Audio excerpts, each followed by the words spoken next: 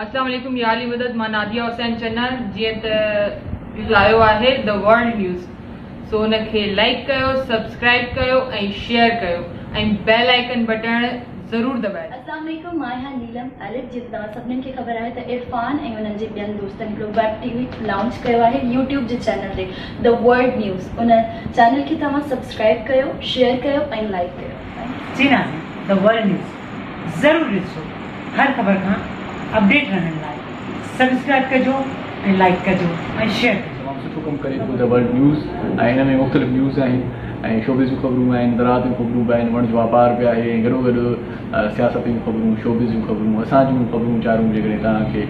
घुरिजनि या तव्हां ॼाण हासिलु करणु चाहियो था त द वर्ल्ड न्यूज़ इन वेब बल्कि इनखे ॾिसंदा रहो ऐं इन चैनल खे ॿिनि दोस्तनि ताईं बि पहुचायो। ॾाढो सुठो चैनल आहे मुख़्तलिफ़ मालूमाती प्रोग्राम बि इन ते अपलोड थियनि था ऐं मुख़्तलिफ़ मालूमाती डॉक्यूमेंट्रीज़ शोबिज़ जूं ख़बरूं ऐं ख़ासि तौर ते असांजे बारे में ॼाण आहे त पोइ मुंहिंजा जेके परस्तार आहिनि उन्हनि खे आउं ॾिसु ॾियां थो द वर्ल्ड न्यूज़ इनखे ॾिसंदा रहिजो।